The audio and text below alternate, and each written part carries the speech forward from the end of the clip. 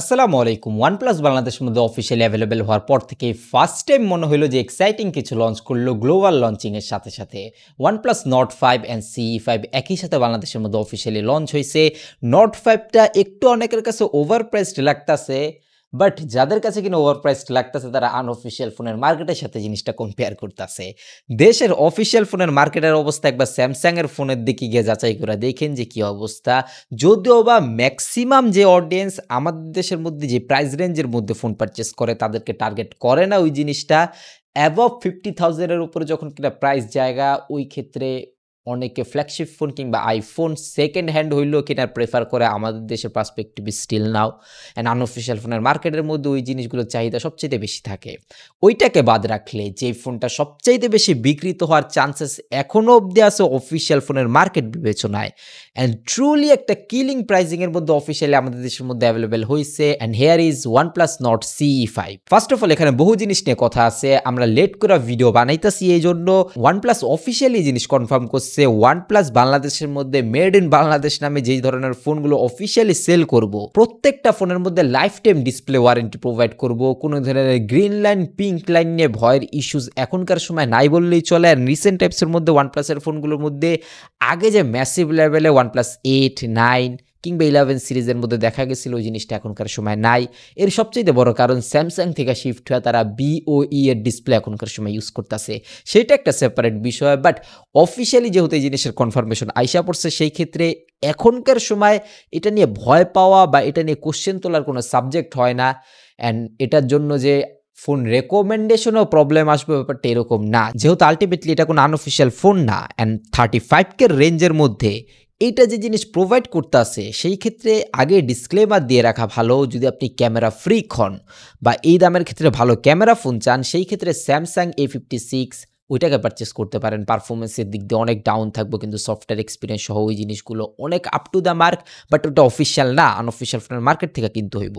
আমি নিজে phone purchase করলে এই বাজেট ক্যাটাগরির মধ্যে Motorola H60 Fusion ফোনটাকে পারচেস করতাম। অল টুগেদার একটা অলরাউন্ডার ফোন আনঅফিসিয়াল ফোনের মার্কেটের কথা চিন্তা করলে। বাট না ওইগুলোর মধ্যে কোনো ওয়ারেন্টি সাপোর্ট পাওয়া যেতেছে না, অফিসিয়াল কোনো সাপোর্ট থাকবো। সমস্যা হইলে বিরাট প্রবলেম হইব, এই ধরনের ঝামেলা তো থাইকেই যায়। বাট অ্যারাউন্ড 35,000 রেঞ্জের মধ্যে আমাদের দেশের অফিসিয়াল ফোনের যে মার্কেট, বিশেষ করে এরকম ব্র্যান্ড ভ্যালুওয়ালা স্মার্টফোন ব্র্যান্ডের, সেই তুলনায় এই জিনিস কি অফার করতেছে জাস্ট আপনি একবার ভাইবা দেখেন। 6.7 ইঞ্চের একটা ফ্লুইড অ্যামোলেড প্যানেল, যেটা কিনা যথেষ্ট বড় বলা যায়। 120Hz রিফ্রেশের তো মাস্ট বি থাকবে এখানে। নোটিস করার মতো বিষয়, phone out of the box Android 15 এর সাথে আসতেছে, যেটা কিনা লেটেস্টই। অ্যান্ড আপ টু 4 ইয়ার্সের মেজর সফটওয়্যার আপডেট পাইতেছে এই জিনিসটা।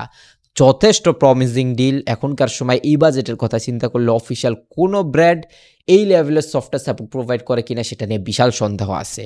তারপরে সফটওয়্যার এক্সপিরিয়েন্সের তো একটা ব্যাপার আছে। এখনকার সময় কালার ওএস অনেকের কাছেই ভাল লাগে, অ্যান্ড যথেষ্ট স্মুথও বলা যায়। ব্লুটুথ তো থাকবে, এটা স্বাভাবিক ব্যাপার। অ্যান্ড এই জিনিসটা এটার একটা জাতিগত সমস্যা, বহুদিন যাবতই দেখা যেতেছে। UFS 3.1 এর স্টোরেজ থাকছে, যা কিনা এই দামের ক্ষেত্রে আনঅফিসিয়াল ফোনের মার্কেটের মধ্যে অ্যাভেলেবেল হওয়া ফোনগুলোর মধ্যে পাওয়া যাইতেছে না। নাথিং এর মতো নিউ কামার ব্র্যান্ড UFS 2.0 এর স্টোরেজের সাপোর্ট প্রোভাইড করতেছে এখনকার সময়। অ্যান্ড নট অনলি দিস, যে একটা কারণে এই ফোনটা shut up and take my money type deal and জাতীয় ফোন হওয়ার সবচেয়ে বড় দাবিদার, সেটাই হলো এর পারফরমেন্স। মিডিয়াটেকের Dimensity 8350 প্রসেসর, 4 ন্যানোমিটার আর্কিটেকচারে বিল্ড করা এই প্রসেসরটা এই দামের ক্ষেত্রে আপনি গেমার্স হন কিংবা পারফরমেন্স ফ্রিক হন কিংবা লং টার্মের জন্য একটা ফোন ইউজ করতে চাইতেছেন, সেই ক্ষেত্রে এর থেকে বেটার কোনো অপশন নেই। প্রাইস রেঞ্জের কথা ভাবলে যেই ধরনের জিনিসগুলো এই ফোনটা অফার করতেছে, সিম্পলি বলতে গেলে এই জিনিসটা, বাদ বাকি কোনো জিনিস আপনার ভাবনার বিষয় না। এই দামের ক্ষেত্রে নিঃসন্দেহে performance wise and smoothness wise সবচেয়ে বেস্ট জিনিসটা প্রোভাইড করতেছে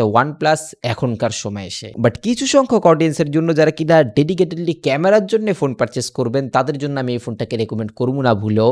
সেই ক্ষেত্রে আপনার আনঅফিসিয়াল ফোনই কিন্তু হইব, রিস্ক নেওয়া হইল। 50 মেগাপিক্সেলের প্রাইমারি ক্যামেরাটা একটা ডিসেন্ট ক্যামেরা সাপোর্ট প্রোভাইড করতেছে। 8 মেগাপিক্সেলের একটা ultra wide camera, 4K 30 FPS video recording এর সাপোর্ট আছে বিকজ অফ প্রসেসর অনেক কেপাবেল এই দামের কথা ভাবলে অ্যাকচুয়ালি। বাট ভিডিও বলুন না কেন, ফটোগ্রাফি বলুন না কেন, একটা অ্যাভারেজ এক্সপিরিয়েন্স দিব, নাথিং ফ্যান্সি কিছু। অ্যান্ড সেলফিজের কালার অনেকেরই ভাল লাগতেছে না, সেটার ক্ষেত্রেও অনেক ইমপ্রুভমেন্টের বিষয় আছে, কিন্তু এটা ক্যামেরা ফোকাসড ফোন না। নিঃসন্দেহে অফিসিয়াল ফোনের মার্কেটের কথা ভাবলে আপনি এর থেকে বেটার কিছু পাইতেছেন না ক্যামেরা ওয়াইজও বলতে গেলে। বাট যদি আপনি ক্যামেরার জন্যই ফোন কিনতে চান অ্যান্ড এই জিনিসগুলো ম্যাটার করে অনেক বেশি, ছবি তোলাটাই গুরুত্বপূর্ণ, সেই ক্ষেত্রে গিয়ে আপনি আনঅফিসিয়াল ফোন পারচেস করেন।